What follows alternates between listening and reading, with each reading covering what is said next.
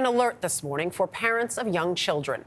A new law aims to strengthen reporting requirements for tech companies to combat online predators seeking to exploit kids. Last year, the National Center for Missing and Exploited Children received more than 36 million reports of suspected child sexual exploitation to its cyber tip line.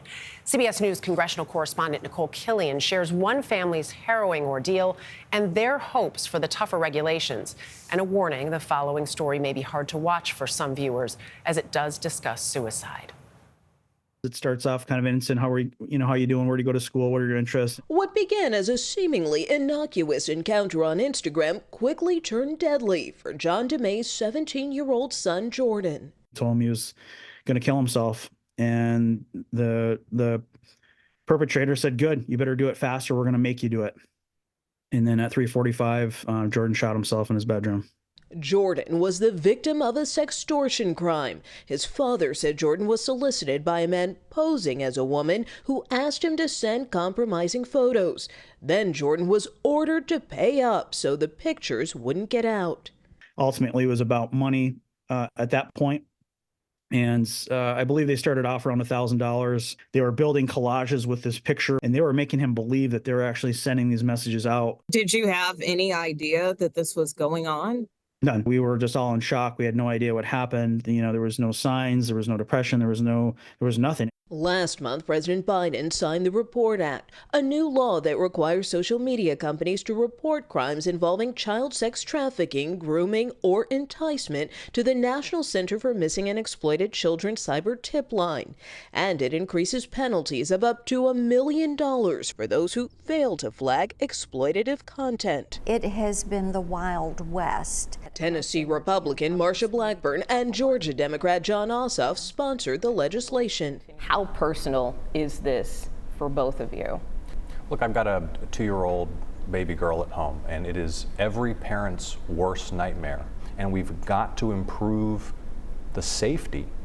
We have to hold the tech companies accountable to make them safe for children. You cannot sell alcohol to a child. You can't sell them a pornographic magazine. You can't take them to a strip show. If you did, law enforcement would come in, they would padlock your business, they would haul you down to the police station, they would book you, and you would be fined.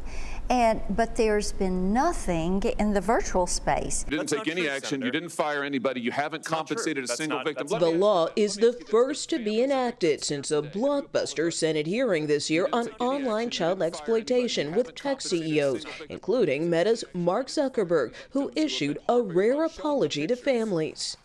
Would you like to apologize for what you've done to these good people?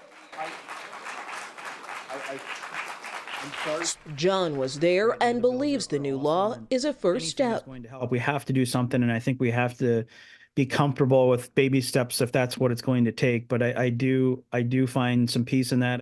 To protect other children from another tragedy like Jordan's. For CBS Saturday Morning, Nicole Killian, Washington.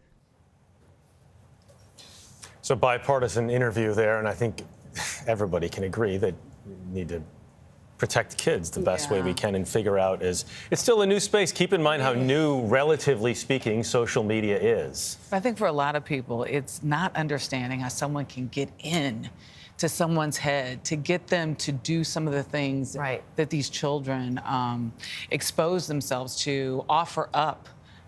And I think that's the key, helping kids understand how they can be tricked. But it's happened so often, the stories that we hear about, that you can't say anymore, well, it's just this child, or maybe there... No, all children are at risk with, as you said, it's just still a growing space for everyone.